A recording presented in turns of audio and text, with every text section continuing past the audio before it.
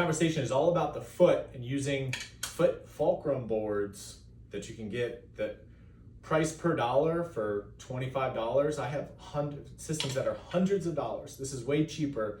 You can get this done with the sock and some other things, but not really. This is the pivot point. It has a little line in the center, and it allows you to rock your foot back and forth. And so this almost acts as a translator from the ground to your foot. So I have two of them with me, and you can get these online. You can get them on Amazon. So if you want a link, I might drop them in the description below. So right now I have it set up to where it's top to bottom facing you. So it's in line with those little holes. And I'm gonna put the front of my foot on it, so when you look down, you can see just the edge of your toenails coming off of your big foot.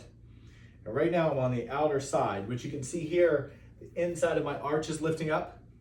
And all I'm gonna do is I'm gonna put it down, so the inside arch, as I look down at my foot, that is closer to the ground. So the outside of my foot is up, the inside of my foot is down. Now the outside of my foot is down, and the inside of my foot is up. And all I'm gonna ask you to do, I'm gonna set a little timer here myself, I'll just do a couple of them. I use a timer a lot. A timer sort of lets you drop in and feel it instead of counting reps. 5, 6, this is about recalibration. This is about allowing your nervous system to drop in, so even if you don't feel like exercising, it allows you to be present with your body and those sensations, and that frees up mental capital. It allows your brain to relax and go open. It allows you to drop into your kinesthetic body so you can feel it, you can sense the ground, and your feet, your ankles, your toes, your shins can really recalibrate to the ground. So I'm gonna turn to the side. What happens with a lot of people when they start to move their feet in this way, or their ankles, we'll just talk about it as the foot for a second, is they stay too much in the heel. I want you to notice my knee and then my shin. Notice how my shin moves forward. So my knee, my shin, the shin relative to my foot, there's almost a little wrinkle here in my ankle because my shin is so far forward. So I'm still gonna go out, I'm still gonna go in, but notice how my weight is forward. And notice almost how my butt is forwards. And this just sort of allows your body to gain some communication and the foot to translate from the floor based on these little fulcrums. And I like 1 to 3 minutes, just outside and inside. And then, as you can see, my weight staying forward, all you're gonna do from that point is stay forward and go out. And now my legs are staying bent. The shin is staying forward, the shin angle. So this is a little bit more intense. This is increasing the contact pressure through the ground. So after you get a chance to do that a couple times, and that's just, you're open wide, in and out, and you're really creating a lot of translation, a lot of movement, a lot of difference from side to side through the shin. Our second movement, the way you're gonna find it, both these drills or a couple of these drills might be done standing up. You wanna stand so you're normal stance, and then what you would do from here is you would step just outside of your hips. So when you stand, your body goes, wait a second, that's different. I'm in a different position than I was before.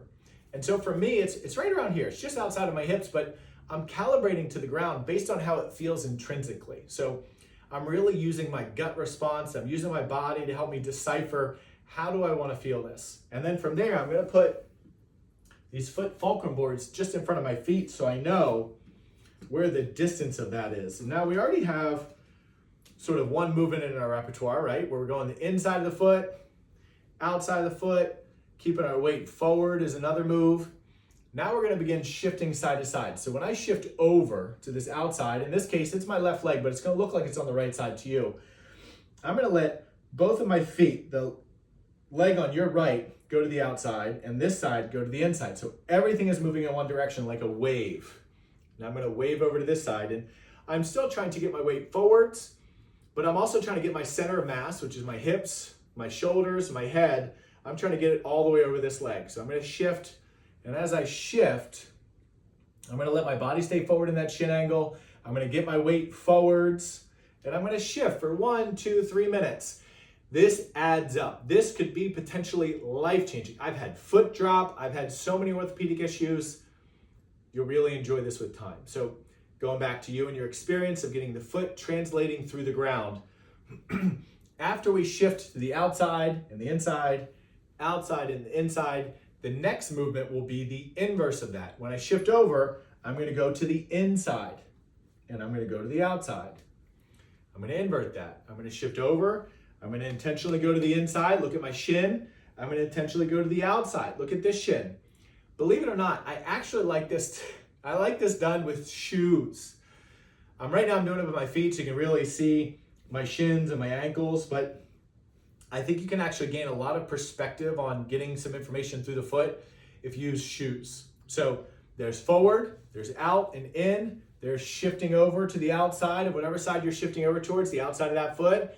There's shifting over and going to the inside of that foot, the inside of that foot, and shifting the other one out. The inside of this foot, shifting the other one out. Notice also how my hips are level. A lot of people, when they start shifting over, they don't know how to keep their eyes, ears, and jaw level with the horizon and their shoulders and their pelvis. So they shift, they tend to compensate or substitute movement in their hip, and they actually use their spine instead. We don't want to use the spine. Level with the horizon, hips level with the horizon. So the movement, the fulcrum, comes from the communication of the fulcrum footboard and your foot. So we're shifting side to side. Now I'm going outside. Now I'm going inside. These are a couple of really good places to start. Now I'm gonna share with you another movement that I think is really great. And this comes from not just having better balance, but this is about having a stronger foot. So this is just a little step. You could probably even use a chair. It's probably better because it's a little bit higher.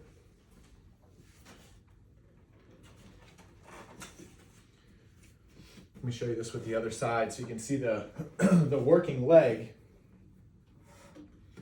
I'm going to put my left foot up because I'm right-handed, and this is how you step into the world. What I'm going to do, I'm putting this foot up, and all I'm going to do is a heel raise, which just means I'm picking my heel up away from the ground. I'm using the board to give me a little leverage. Remember that translator that helps you to move through the world? And the pitfall here is that you don't want to create a lot of weight on this front leg. This is teaching you to use all of your body weight through your standing leg, through the ground to increase contact pressure.